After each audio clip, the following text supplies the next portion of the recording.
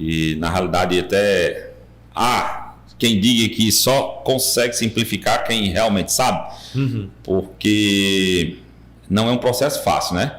E esse enfeite, que muitas vezes a boa parte dos produtores eles estão sendo bombardeados, a gente tem que sempre tomar o cuidado, né? Eu sempre brinco em apresentação para os alunos, que se a gente lembrar antigamente dos meninos quando eles jogavam bola, o que chegava mais enfeitado, o melhor é o que era o mais ruim.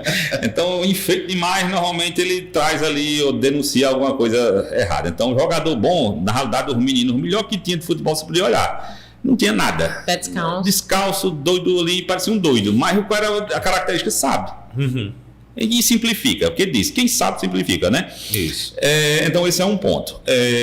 Nesse quesito, eu diria que o que é que eu visualizo, tá? De ponto forte, né? A gente tem que entender, primeiro, se eu entendi daquele fluxo, eu vou pegar lá do começo para fechar agora. Se a gente entendeu lá do fluxo, eu entendi, então, o que esse fluxo tem de potencial. Ou seja, é lógico que o semiárido, ele nunca, pelo menos biologicamente, do ponto de vista geral, a não ser que mude, apareça uma planta aí que não existia e através da transgenia mudou e ele conseguiu fazer uma coisa que hoje não existe, que seria produzir muito com pouco. Então a planta ela é resultado especialmente da quantidade de água que precipita. Então, claro que vai ter plantas que são mais eficientes, menos eficientes. Porém, quem determina quanto de planta vai ter, de biomassa produz por hectare, vai ser duas coisas: disponibilidade de energia e disponibilidade, no caso nosso aqui, de água. Claro, não é só isso, é disponibilidade dos componentes que a compõem, né? Eu estou simplificando no sentido de que, na nossa região, o fator que limita é a água, aquilo que nós falamos. Então, por que eu quero dizer isso? Porque se a gente imaginar isso, numa condição de sequeiro, a gente não vai conseguir disputar em volume de produção por hectare com uma região que chove o dobro da nossa. Como é que eu vou conseguir produzir 300 sacos de milho por hectare se eu não tenho chuva? Isso. Então, é isso que eu estou querendo dizer. Nós não vamos conseguir disputar com regiões que possibilitam a expressão total daquela cultura, naturalmente. E então impõe a nós um potencial de produção por hectare menor do que as outras regiões. Tá certo? É isso que eu entendo, né? Até que me prova o contrário, a gente não vai conseguir disputar por uma questão dessa. Mas lá na Chapada faz irrigado, não sei o que. Aí é outra situação. Nós estamos falando do geral. Por que disso? Porque se a gente observar o semiárido, a gente tem ilhas de situações que possibilitam igualdade nesse quesito. Mas a grande maioria da chamada depressão sertaneja não. A pessoa fala, mas tem a região lá no Sergipe, a Cealba está crescendo, acho que a Cealba lá está crescendo, está crescendo. Vá olhar como é lá e vá me dizer se é parecido com aqui. Tem influência da Mata Atlântica, ali chove. Eu tenho o litoral leste nordestino que tem chuva mais regular logo do que a nossa. Quase o ano todo. Quase o ano todo. E tem mas chove igual. Avalie bem. E se achar que vale a pena, invista. Né? O dinheiro é seu, a propriedade é sua, você faz o que você tem interesse. A gente avalia que nós não vamos conseguir, então, ter uma disputa do geral. É claro, existem as ilhas. Né? As ilhas onde o cara tem lá um açude gigante que pode irrigar. Então, ele pode ter... É um cenário distinto. É um cenário distinto. É uma serra.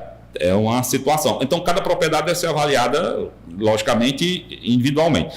Mas, no geral, a gente tem no semiárido essa situação que não teria mesmo potencial. E aí vem aquela que é a ideia geral. Se não tem o potencial para commodity, eu não consigo disputar nos mercados comuns, eu vou ter que tentar explorar o que eu tenho de potencial. Aplicar aquela matriz fofa.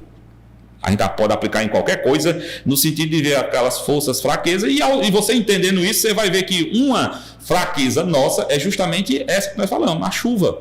Ela é pouca, ela é mal distribuída, etc, etc. Mas impõe à nossa situação características que podem levar a ter uma diferenciação. E eu preciso explorar, transformar numa fraqueza numa força. Exato. E é essa coisa que a gente deve imaginar no sistema, e é isso que a gente imagina para o sistema. Então, quando eu tenho uma planta dessa que amarga, a planta lá, o bicho está comendo uma jurema que o bicho amarga que só. A amarga dele influenciou no produto e deu uma característica que só quem come jurema estressada vai ter. Exato. Porque o cara pode levar a jurema para plantar lá no sul e ela ela, claro, no sul vai ter o estresse por frio, às vezes a planta desencadeia o mesmo processo de adaptação, mesmo o estresse sendo diferente. Em cenário diferente. Cenário diferente. Mas assim, eu vou ter situações onde só vai ter aquele gosto para o bicho que comeu a favela lá no Tauá. Aqui, e é isso que pode ser explorado como potencial. Logicamente, a produtividade por hectare é menor, embora esse produto tenha uma diferença na característica, sensorial. que mesmo que no passar do tempo